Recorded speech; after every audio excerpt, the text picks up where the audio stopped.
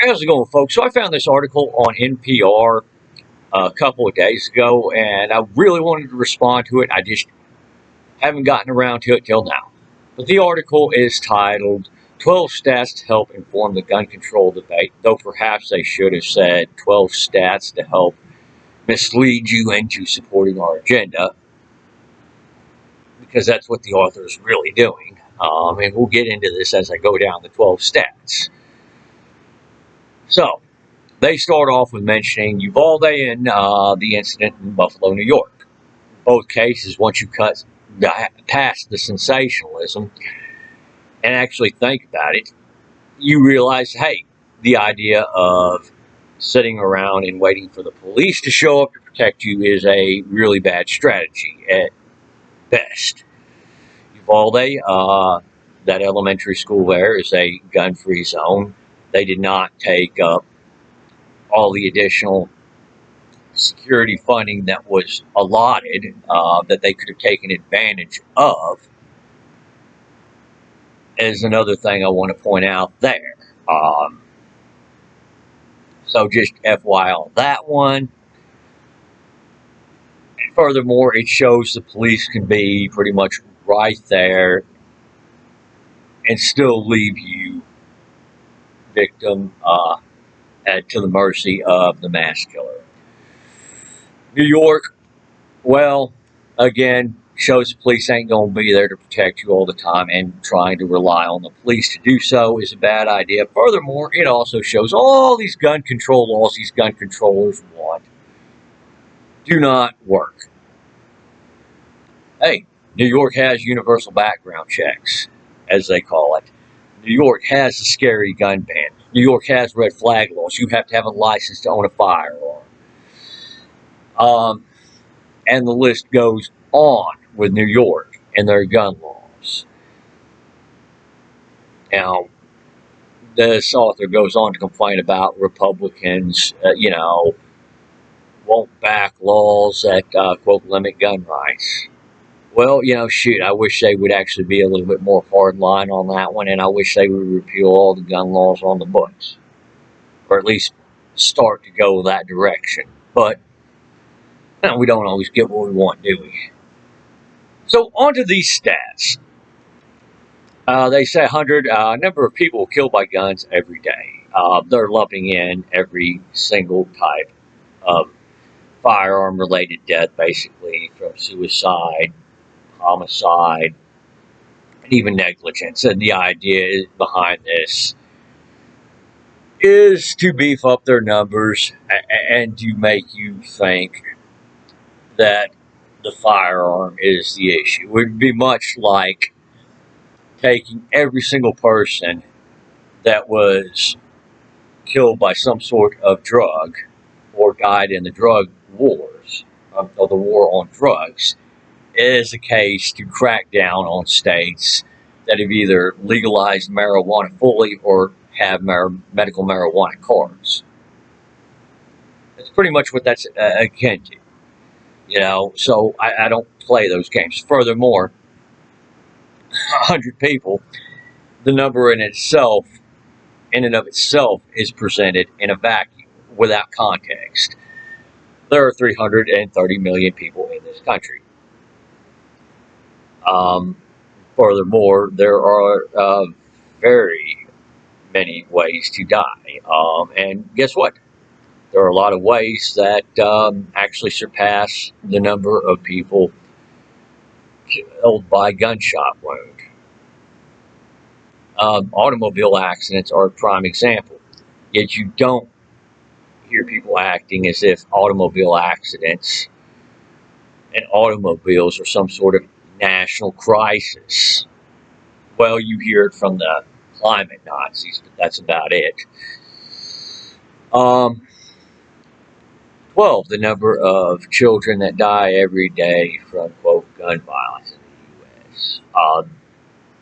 I bet you if I was to click on that link, again, I would probably find them trying to inflate the number.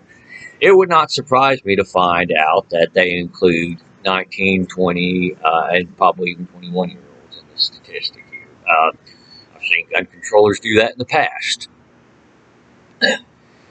But alas, we're a country of 330 million, and I guarantee you more children die a day in automobile accidents.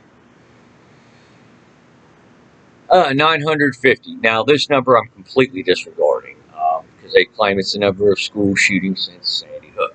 And I've seen how they play that game.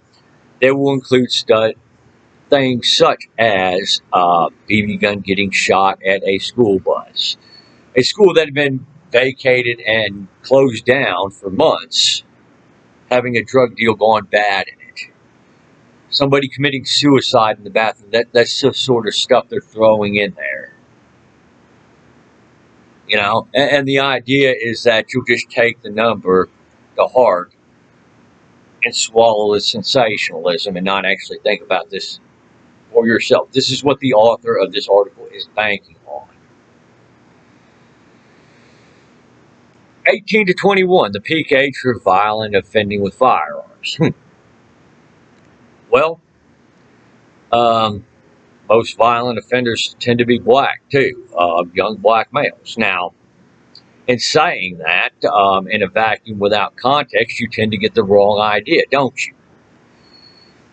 You tend to look at this and say, oh, well, hey, you know, we should be leery of young black males.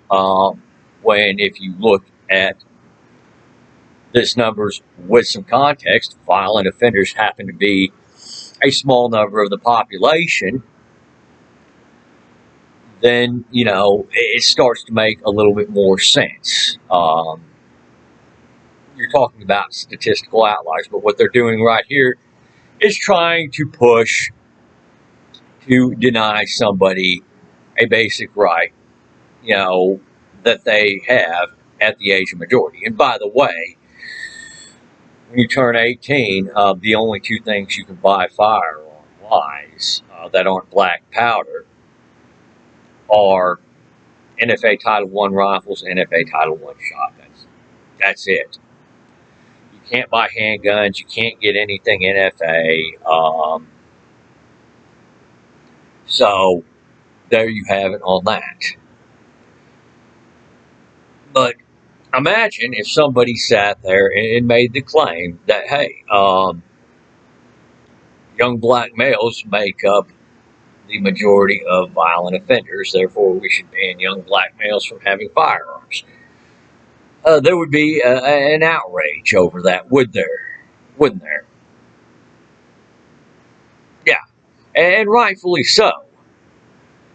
You're going to sit there and deprive every 18 to 21-year-old their legal ability to buy a rifle or a shotgun based on the fact that the violent offenders happen to be within that age range.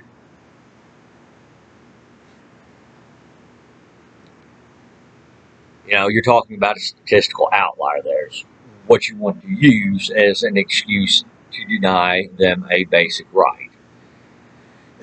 Which is funny because these very same people sit there and want to lower the voting age to 16. You're old enough at 16 to make that sort of choice, but you're not old enough to own a rifle. And in fact, even at 18, you're not old enough to own a rifle or a shotgun.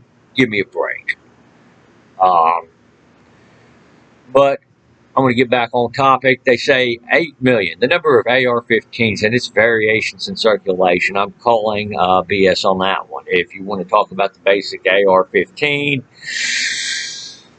I'm willing to bet the number is much greater. Unfortunately, we don't have actual numbers on this one. We have estimates. Fact of the matter is that AR-15s are the most popular rifle in this country. Furthermore, even with that 8 million number, I mean, 8 million versus how many crimes where AR-15s are actually used. Doesn't really make the case to ban them now, does it? But of course, in that ban, they're banning a lot more than just AR-15s, which, again, would make that number even greater. 9 and 10. Number of people who will die after attempting to commit suicide with a gun.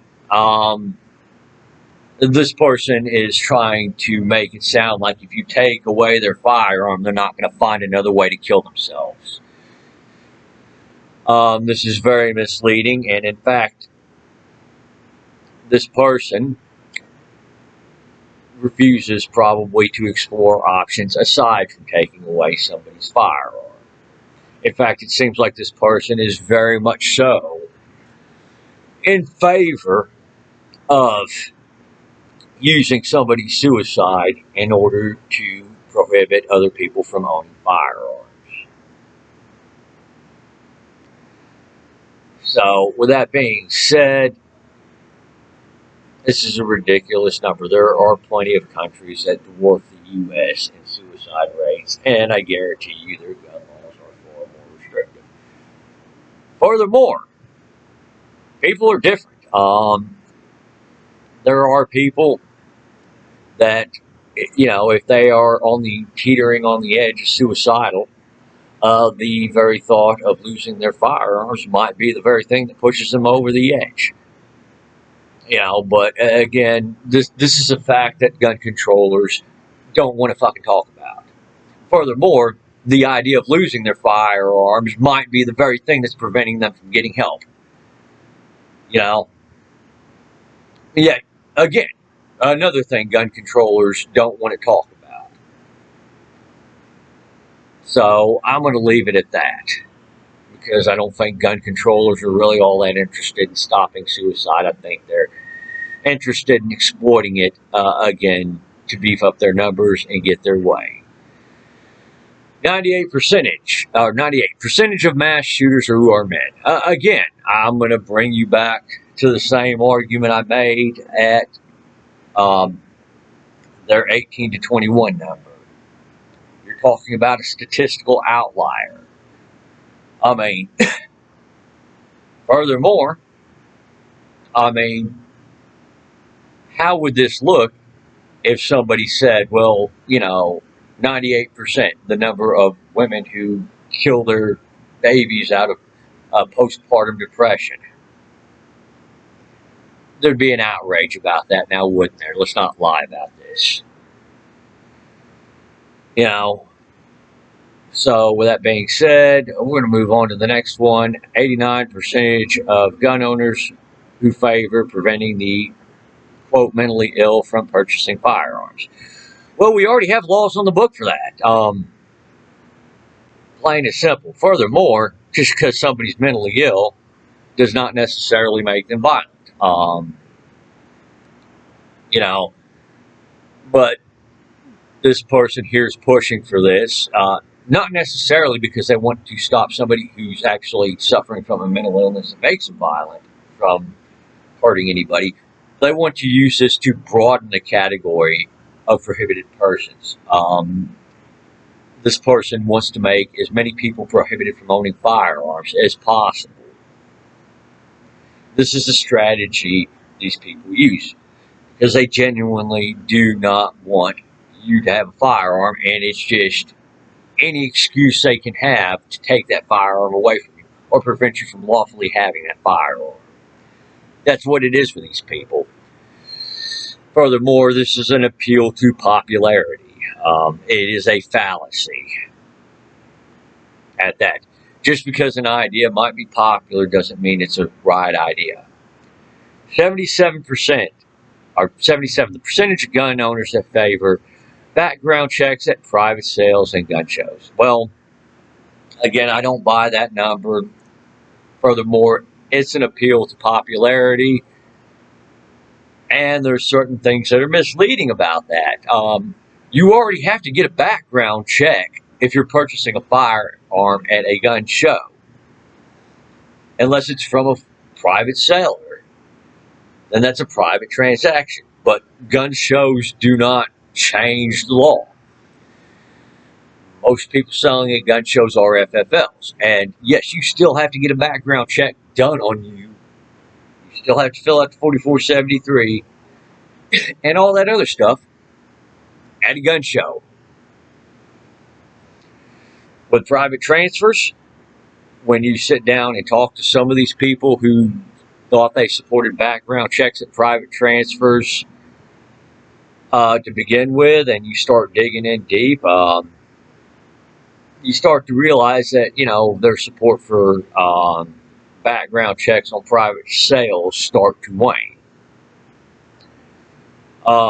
Reason for that being, if I'm selling a friend a firearm and I know they're not a prohibited person, why on earth should I have to go and spend the money for the transfer fees, the background check, and all that other stuff? Loaning a firearm to a person, ditto for that. Giving a firearm to your mother or your brother or a friend. Yeah, you don't really have all that. And for people who just want to simply sell their firearms, they have options to do that where there's background checks. If they're just wanting to sell a firearm, many FFLs offer consignment already. Let's get into straw purchases on this one while we're at it. It's already illegal to go and buy a firearm with the intent of transferring it to somebody who's just trying to avoid the background check because they're a prohibited person. Passing a law mandating a universal background check isn't going to stop that person any more than the law saying that they couldn't sell a firearm to somebody they know or should have known is a prohibited person.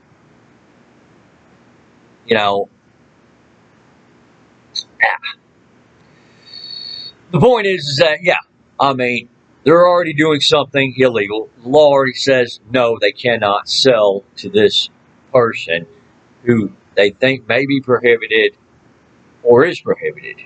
It's just a fact of the matter. 54% of gun deaths that are suicides. Well, again, I'm not going to even worry about that particular number, even though I'm pretty sure the percentage of deaths that are suicides are actually a much greater majority. Again, irrelevant. 79% of murders involve a firearm. Well, it's kind of funny because you look at the numbers on murder. Was a firearm actually the tool that was used? Or was a firearm just simply there, locked away in a box? I'm betting they're probably including those cases where, either the argument was over a firearm and somebody used a different means, or there's a firearm there in a lockbox as well, but the firearm was not used. So, that being said, the tool that was used in the murder, though, is irrelevant. Somebody uses a knife. Is the person not any less dead or any more dead? No, dead is dead. And we're going to get to the last one because I want to take a little time to discuss this last one. Less than 1% of people who defended themselves with their guns in violent crime. Now, again, if I go to that link, I guarantee you what I'm going to get is a lowball number. Many gun controllers do this as a tactic to try to reduce the number of people they count as using a firearm in a defensive gun use. Defensive gun uses blow their case out of the water. Furthermore, they want you to actually look at this without any context whatsoever. Let's say the percentage was actually 1% of people. I'm not saying that this is the case. I think the percentage is probably a little higher. But let's just entertain their number of 1%. We are a nation of 330 million. Do the math on that. 3.3 million versus, we'll do the gun controllers a favor, 40,000 gun deaths in total, and this includes the defensive gun uses. Do the math. You're going to need a lot of years for those murders, I shouldn't say murders because they're not all murders, but all those deaths due to gunshot wounds to catch up to the number of people who've saved their lives with a firearm. Just straight up, period. So, again, these people are not exactly honest people. And while I'm at it, these people are the same people that would not count Kyle Rittenhouse's case as self-defense, even though it was probably the most clear-cut case of self-defense that's ever been caught on tape. But alas, we're not dealing with very honest people. This is not about them seeking truth. It's not about them informing people. In fact, this is about the opposite. This is about them misleading people so they can get their way. I realize this video is going on a bit, so I'm going to leave it at that. Thank you all for watching. You all take it easy. You got the comment section below, and have a great day.